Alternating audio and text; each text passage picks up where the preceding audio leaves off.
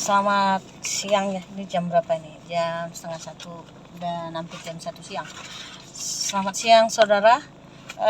Saya dengan Romo Listung orang yang penggiat dan aktivis perempuan dan anak, di mana ada kasus yang masih terambat di Polda Jateng kemarin, kasus tentang anak APR yang sudah P21. Kita sudah mengapresiasi tentang kinerja Kanit PPA yang sudah dilaksanakan P21 dan penahanan tahanan. Tapi ada kasus yang banyak juga tergantung-gantung di situ, yaitu mengenai kasus tentang anggota LPAI. Kemarin kita sudah diskusi di melalui video dan telepon dengan ahli pidana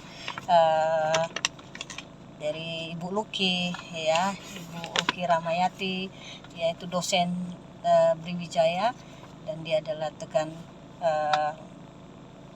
Fakultas Hukum. Dia pakar ahli pidana yang juga ikut mengawal rancangan undang-undang TPKS.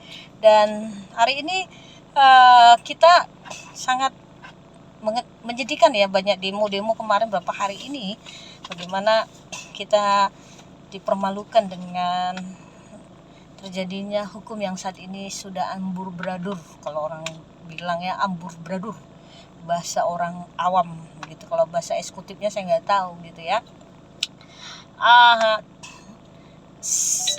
Undang-undang TPKS yang sudah ada jelas bagaimana di dalam undang-undang TPKS pasal 6 itu dituliskan ya. Ini undang-undang TPKS yaitu pasal 6. Nah, pasal 6 dituliskan di sini. Pasal 6 di sini di undang-undang TPKS. Saya lagi membaca undang-undang TPKS ya, saudara.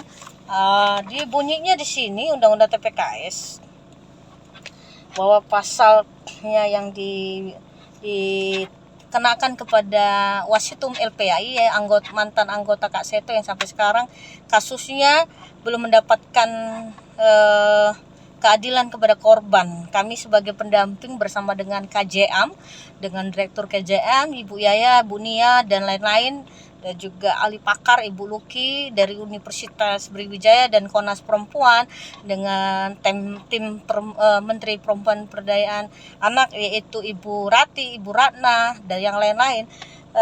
Saya tidak tahu, sampai sekarang belum ada penjelasan gelar perkara tanggal 12 Juni bulan 2024.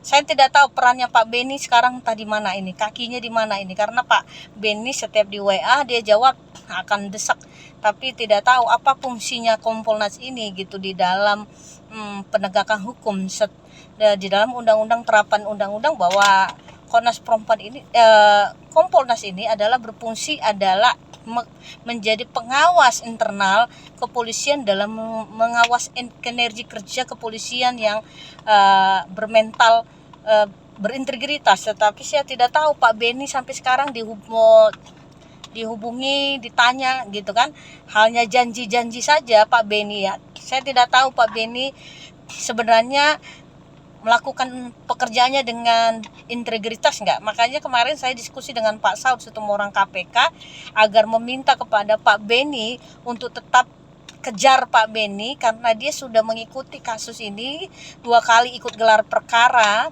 Tapi saya tidak tahu apakah lebih tinggi Pak Beni, apakah lebih tinggi Wasidit, siapa itu yang kemarin ikut Wasidit Mabes Polri daripada Pak Beni. Saya tidak tahu letak fungsinya Kompolnas dengan Mabes Polri sebagai Wasidik sampai sekarang tidak mengeluarkan gelar perkara. Ada apa? Pertanyaan besar yang kita duga dari awal bahwa kasus ini di-backing oleh seorang polisi ya, seorang polisi yang saya sudah punya datanya ya.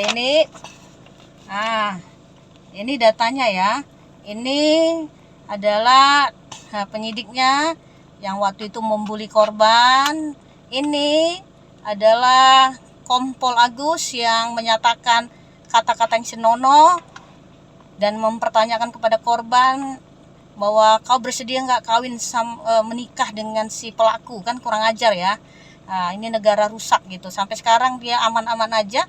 Habis kita laporkan ke Pak Luki dulu, mantan yang dulu Kapolda lama ya, sampai sekarang belum ditindak dengan propam, selalu aja jawabannya tidak terbukti, dan alibinya bahwa pertanyaan itu dilemparkan tujuannya untuk penyelidikan. Bagi saya, kalau penyelidikan sudah melanggar HAM, merendahkan martabat seorang, itu bukan penyidikan, namanya penghinaan dan pelecehan ya.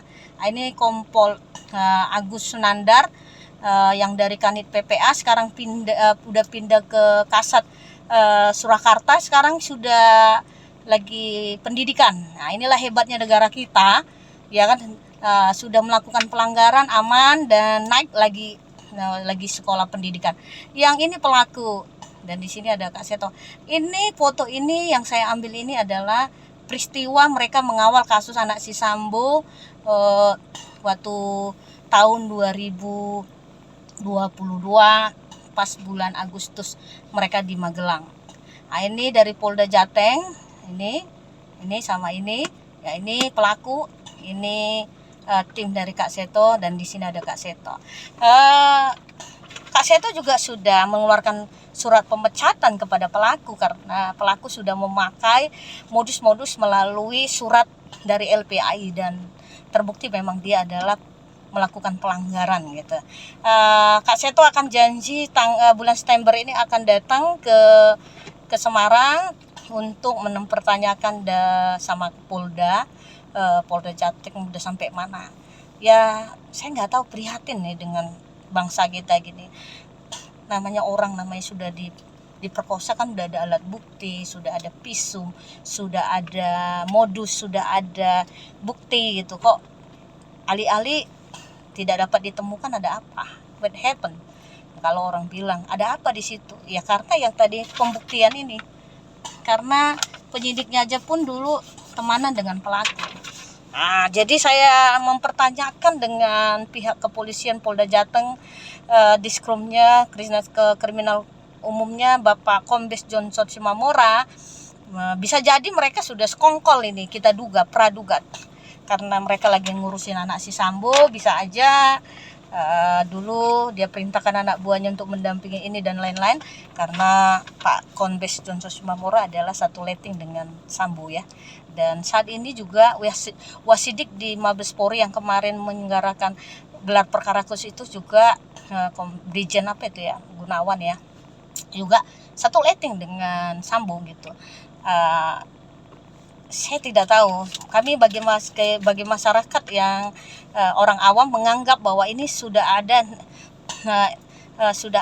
namanya pembackingan seperti pernyataan psikolog, yaitu kakak dokter Lita Gading yang di TikToknya. Silakan buka TikToknya, dia juga mengawal kasus ini bersama dengan Komnas Perempuan. Saya dari Kota Semarang meminta kepada Wasidik Mabes Polri, keluarkan, karena sudah negara ini sudah minimal SP2HP itu sudah ada, minimal paling lama 1 bulan ya, paling cepat 2 minggu ya. Ini sudah 2 bulan lebih tidak ada SP2HP, hasil gelar perkara nggak ada. Saya kontak, saya dengan teman-teman mengontak AKBP EMA sebagai kanit PPA di Mabes Polri. Dia bilang, "Bu, tolong jangan dinaikkan beritanya." Sampai sekarang saya belum naikkan beritanya, saya masih menunggu keputusan dari Wasidik agar dikeluarkan ya. Kalau negara kita nggak bisa memberikan rasa keadilan, yang ada hukum rimba jadinya gitu ya. Karena rasa warga itu merasa mendidih bahwa keadilan tidak didapati, bahwa dia jadi korban kok jadi korban lagi gitu. Jadi pesan saya melalui TikTok saya ini, Pak Benny Mamoto, janganlah bersembunyi ya. Jadi kayak sinetron Gua Hantu nanti kita bersembunyi di sana, enggak Pak, terang-terangan, transparan. Kak Seto akan datang bulan September, katanya akan mau bertemu kepada Kapolda baru ya. Kita tunggu saja benar atau tidaknya, karena Kak Seto pun geram karena dia sudah memaluin organisasi besar LPAI oleh perbuatannya. Hati-hati kepada saudara, modusnya seperti ini ya. Modusnya si pelaku itu begini. Dia modusnya dia cari korban seperti gini. Dia seolah-olah kayak dewa penolong ya, gitu, seperti gini ya. Nah, dia kan udah dipecat nih. Nah, dia nanti bikin begini nih. Nah, dia mencari rumah, misalnya rumah aman, rumah misalnya ada korban pelecehan. Nah, ini di rumah aman ini, nah ini ya, di rumah aman ini dia menchatting kepada akun rumah aman ini, dia memperkenalkan diri. Seperti inilah caranya. Nah, dia menyebut, nah ini memperkenalkan diri dan lain-lain, dan untuk mendekati para modus perempuan ya. Dan dia mengaku selalu berkata dia adalah duda, ternyata istrinya banyak, anaknya banyak, dan ditelantar. Saya sebagai wartawan sudah banyak mendapati bukti-bukti juga di mana ini orang adalah predator kekerasan seksual, mantan wasetum LPI. Masyarakat Indonesia ini lebih kejam, lebih daripada kasus Pina. Kasus Pina udah jelas pembunuhan. Kalau ini enggak, modusnya adalah aplikasi perlindungan anak, ternyata dia predator kekerasan seksual. Hati-hati, saya meminta kepada masyarakat untuk mencatat, searching di internet siapa dia. Wasetum, mantan wasetum LPAI berinisial S, yang saat ini proses kasusnya ditangani oleh Mabes Polri, sampai sekarang belum ada titik. Nah, pertanyaannya, polisi membela penjahat atau melindungi korban? Itu saja dijawab. Kalau melindungi pelaku, berarti kita akan siap berperang secara netizen mengawal kasus ini, seperti kasus yang pembunuhan anak anggota DPR yang di Surabaya ya. Sudah jelas-jelas membunuh, menganiaya, tetapi bebas hukumannya. Tapi saat ini dikawal oleh netizen. Demikian juga kasus ini juga saya minta kepada netizen, kawal kasus ini. Banyak korbannya. Dia merasa dia adalah, bisa dikatakan, predator, dan dia juga psikopat. Dia pintar beralibi, hati-hati. Dia pintar, dia psikopat. Ya, saya dengan Romaulis Tumorang meminta Pak Beni, Wasidik Mabes Polri, segera keluarkan hasil gelar perkara tanggal 12 bulan Juni. Jangan digantung-gantung. Kalau memang nggak sanggup bekerja, silahkan mundur dari kepolisian.